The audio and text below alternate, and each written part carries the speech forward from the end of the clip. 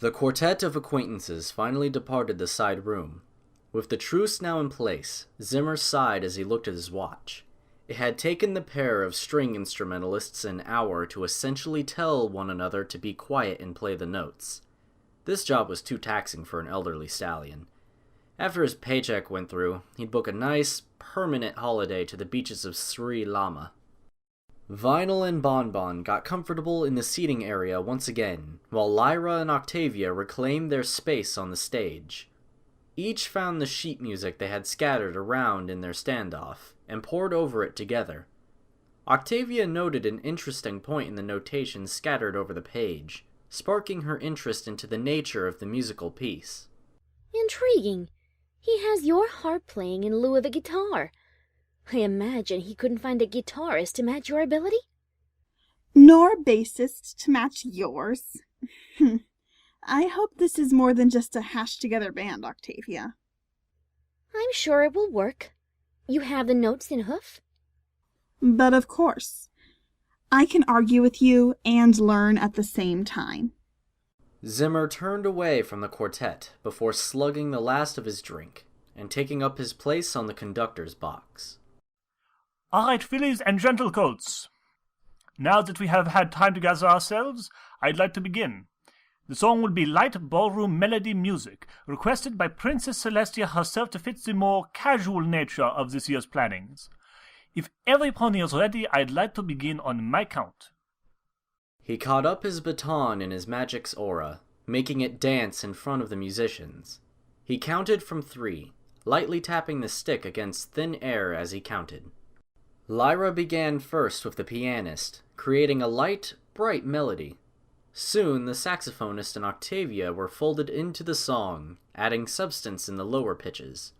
The entire ensemble rising and falling over another, yet remaining in unison. Up above them in the seats, Bonbon found a little burst of joy in seeing Octavia and Lyra finally getting along. Our Philly friends seem to be doing pretty well, don't you think, Vinyl? Yeah, I'm amazed Octi closed her muzzle long enough to make up with Lyra.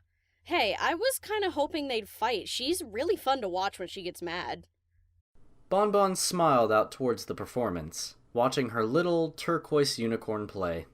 Eyes closed, hooves flowing across the strings. She could memorize sheet music in a heartbeat. Oh, don't worry. I tease Lyra all the time. What about? Oh, it wouldn't be right of me to talk about it, but she has eccentricities. Now I'm just more curious. Bonbon pondered for a moment before asking her next question. Okay, I asked something about Octavia, you asked something about Lyra. Won't Lyra be mad? Yeah, that's the fun part. Only if she finds out, though. You remember when you said Octi would look cute in socks? She does. Oh, you saucy little pair. How'd that happen? We got drunk on some of her booze a while ago. Woke up in bow ties and socks. Can't remember anything about the night itself, though. Bonbon chuckled. The image of Octavia parading around in a set of socks just blew her dams, unleashing a flood of joyful giggling out of her mouth. It just seems so Philly-ish for the uptight mare. Oh, we have those kinds of nights, Vinyl. I'm guessing you want to know what Lyra's secret is. Yeah, go ahead. She thinks that she can see humans. Oh, right. Yeah, Celestia, bless her, we're talking to therapist, but she says she keeps seeing them everywhere. Windows, mirrors, TVs, watching her. She's obsessed, but I've managed to help her calm down about it. Oh, right. Cool. Vinyl turned back towards the performance, if only to avoid further awkward conversation. Down below, Zimmer waved the baton in a wide, sweeping arc, before stopping it dead, leveled straight at the ensemble. He quietly stowed it away as the quartet finished their piece, and cleared his throat. Well, despite some altercations in the beginning, we are far ahead of schedule. You have all learned the piece faster than my already quite trying expectations, so you are commended for your ability there.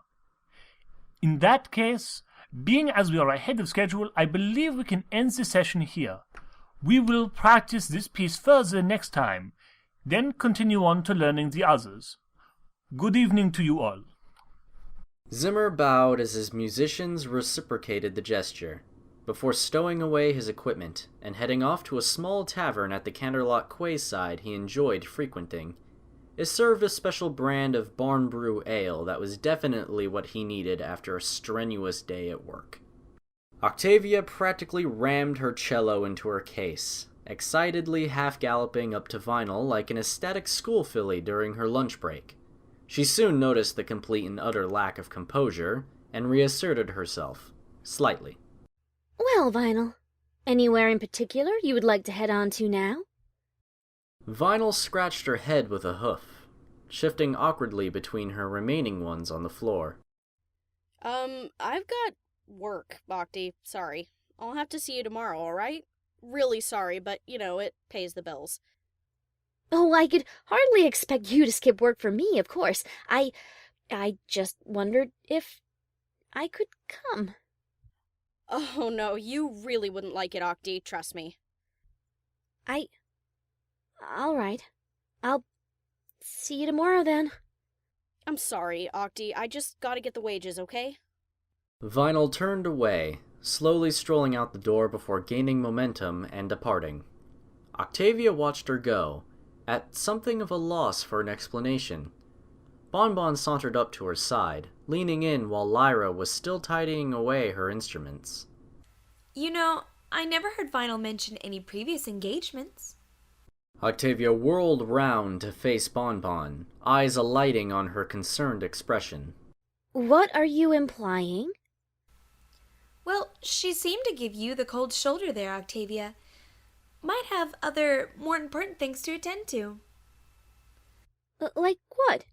Oh, you know those DJ types. They're quite prolific.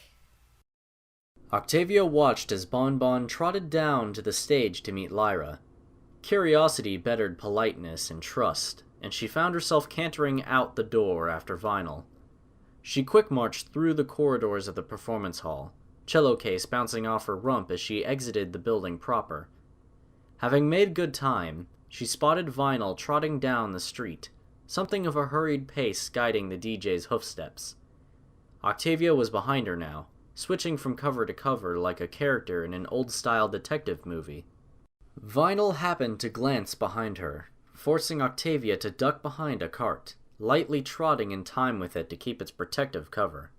She spied Vinyl turning down a street, and broke through to an alleyway to head her off, while remaining unseen. Vinyl's uncharacteristic secrecy worried Octavia. All forms of thoughts flowed through her mind.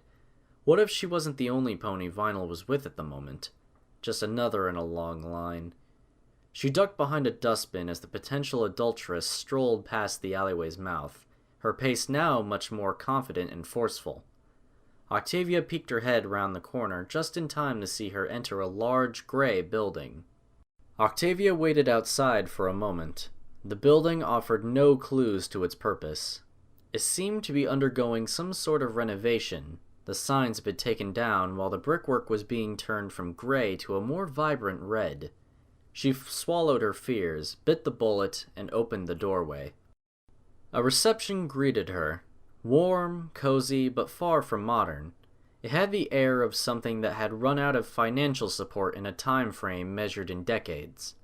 The receptionist greeted her warmly as she approached.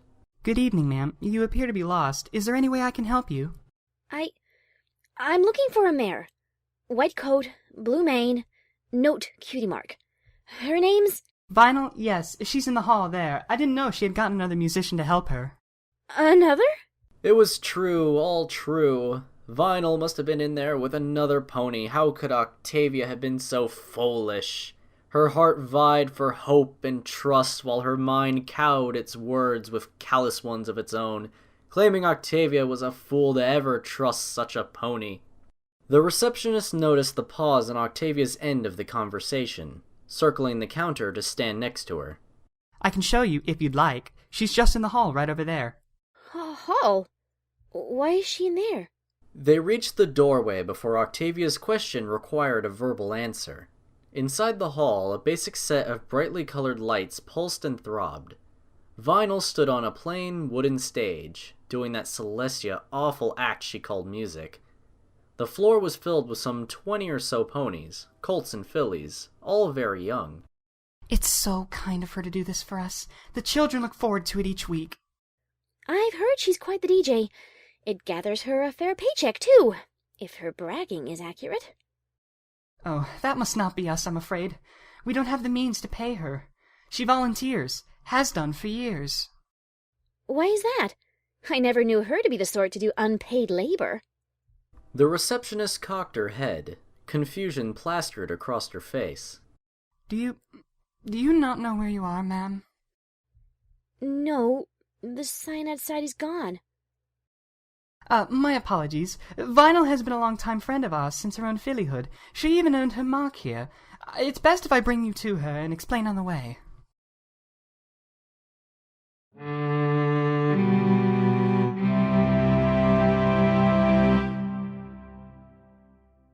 Vinyl flipped the record into the air, catching it into her magic and dissolving it into dust before the children arrayed in front of her.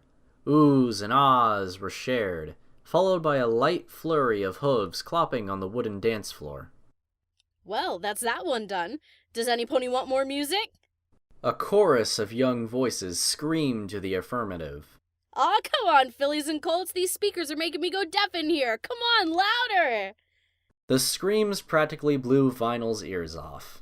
She shared a smile, nodding her head as she set another record on the turntable and started it off. A small cough from behind her caught her in the midst of her element, and she turned to see Octavia staring her in the eye. Why didn't you tell me, Vinyl? Why the secrecy? Vinyl could never really lie, and with the cat out of the bag, there seemed to be no point to. The music hid their conversation from the children, who continued to frolic in free happiness. Sorry, Octi, it's just something I've always done. It's great to see the kids here smiling, even if it's not gonna last. I know it doesn't get me paid, but hey, I like doing it. When did all this start? Years back, I had a brother, Bright Minim. We were pretty close, and one day, he got sick.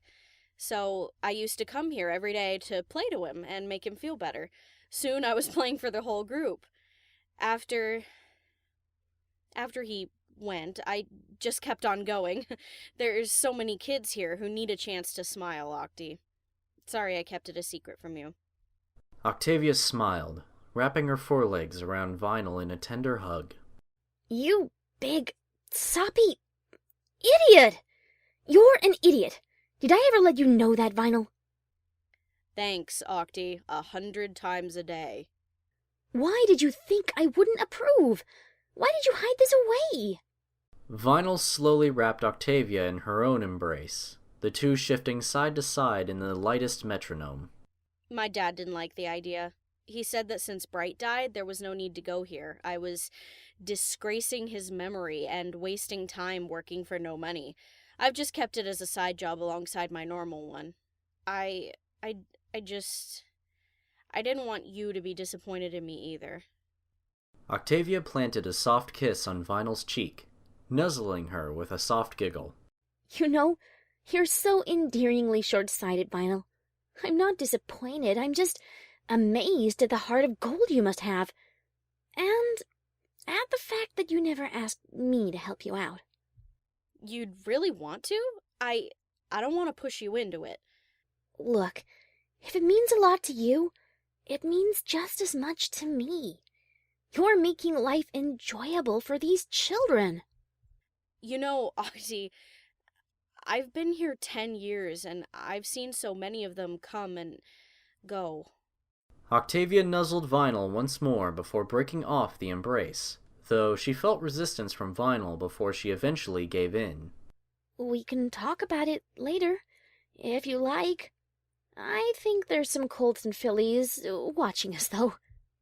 Vinyl turned around to see her little audience staring up at herself and Octavia, each one grinning ear to ear. She trotted to the edge of the stage, sitting down with her legs hanging over. After a moment, Octavia joined her, shyly greeting the poorly children. Up close, she could see some with clumps of hair missing, others thin and weakly built. All of them, however, had an adoring stare as Vinyl laughed and joked with them. All the time, Octavia sat and watched, before she joined Vinyl on the stage in a mock music battle. The whole thing was incredulous and jovial, eliciting a lot in the way of joy from the children. Despite her role as the arch-cellist, though, whenever Octavia looked at Vinyl, she felt the most powerful feeling she had ever experienced. A volatile combination of affection and pride for the other mare, who would devote her time to the joy of others and shrug it off as if it were nothing. Octavia marveled at Vinyl Scratch's intricate little existence. Every day revealed another reason to spend a lifetime with her.